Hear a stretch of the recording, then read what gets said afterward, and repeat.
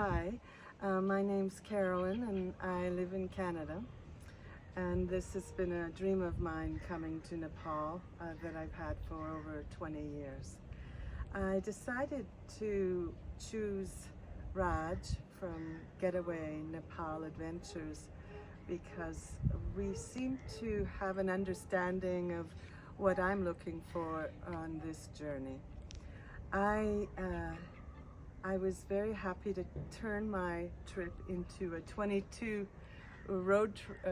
day road trip, and this is a trip of the century, I call it, because it allowed me to visit so many different areas of the country and enjoy so many other aspects than simply the Himalaya. I adored the Himalayas. It was magical, and they're mighty mountains, and I'm very impressed with that. But I also had a beginning of my trip with a visit to Chitwan, where I spent 4 nights, and I had a lovely time there with the guide who was assigned to me, and he brought me out the very first afternoon, and we went for a beautiful walk and saw all kinds of birds. We listed about 60 birds at the end of the visit. So it's quite an extensive array of animal life. Biodiversity is excellent here. We went on the elephant safari. I went on the jeep safari, and also in a dugout canoe, which was exciting too, because I could help as we were canoeing down the river, which was very low. We would need a little bit of help to move it out into the water, into the current, and it was a great experience doing that. So I saw many animals, everything but the elusive tiger, which means I'll have to come back for one more visit. But crocodiles, elephants, the Himalayan sloth bear, rhinos, so many rhinos, and again the birds. Wonderful visit there. And after our visit at Chitwan, my driver picked me up, and I had a beautiful vehicle, and he and the guide assigned to me, we drove together. We went up to Bandipur, lovely city. I went for a hike up the mountain, Tami Mi, and back again. And the market street is beautiful, very clean and lovely, with flowers everywhere. People are very friendly here. I always felt very secure everywhere I went. And after that visit, we went up to Mustang.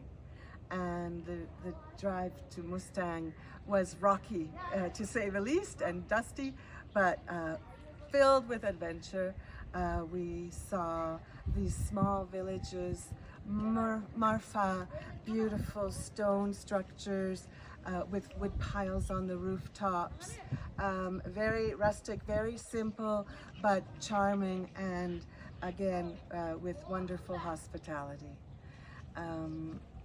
We saw the Himalayas, and they were bright and white and so gorgeous against the blue sky. It was marvelous to see Nilgiri, and the face of that mountain is extraordinary. We went up to Muktanath, also to Kagbeni, and I visited a small monastery there for a ceremony, and then went to Muktanath, where I had a horse ride, and went to the temple where there was a huge Hindu ceremony happening. It is one of the greatest pilgrimages for Hindu people, and that was wonderful to see. And of course, I went back into town and went to the little shops, the kiosks in the street, and bought a yak wool blanket, yak wool scarves for my friends and family. And it was just wonderful being up there in this open air. Very few people. It was very quiet and serene. And we had a lot of camaraderie with the trekkers who had gone into the La Trong Pass. And they were overnighters at the lodges, and it was fun talking with them too about their experiences.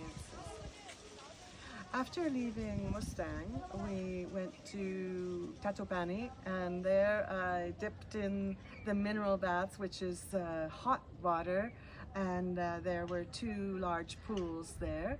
And the hotel we stayed at the site was quite nice, and they had a lovely garden. And then we drove onward to Gorkha. And this was important to me because I was interested in learning about the history of Nepal.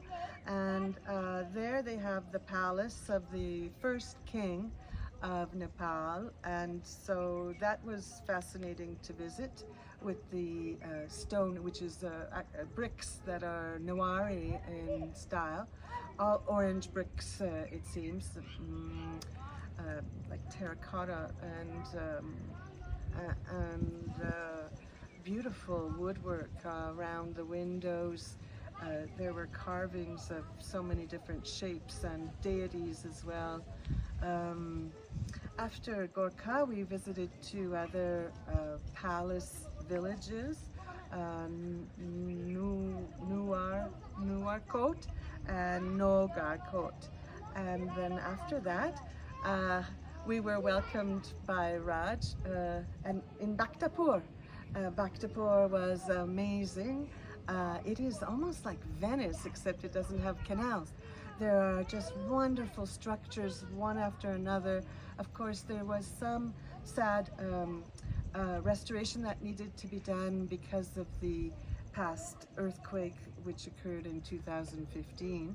But they are working very hard to reestablish everything in the city as it was before. I was very fortunate to be in Bhaktapur. The next day was a big holiday with the ending of the New Year's celebration. Their calendar is the Bikram calendar, which is, according to Hindu traditions, about 54 years after the Gregorian calendar. So there was a huge celebration in the square. I was at Darbar Square, and then I went to Taurodi Square, where I was lucky to get a seat up top of the Java Himalayan Cafe, and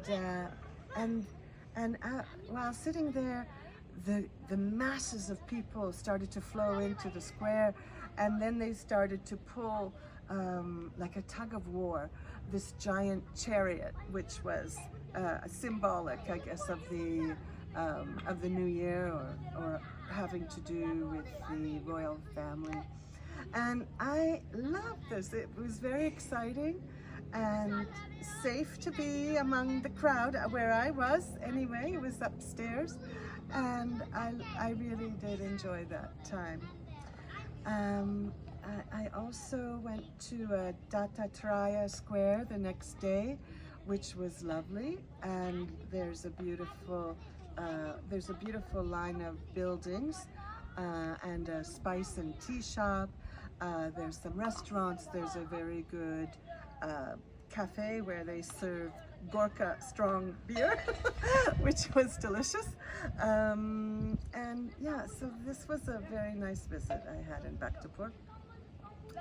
And following that, to end my trip of 22 days, we decided that I would come to this monastery in Pharping.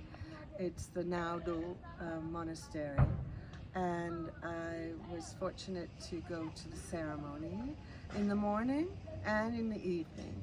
And although I couldn't understand the text because it's in Tibetan, I got a sense of the atmosphere, the serious nature of the ceremony. And the following day, I was lucky enough to have a meeting and nice conversation with a monk who resides here, and we spoke about the spiritual practices of Tibetan Buddhism, and about the Dalai Lama as well, and philosophy of life in general. So we discussed many topics regarding the Noble Truths, the Eightfold Path, the way of happiness in this country and in life for all of us.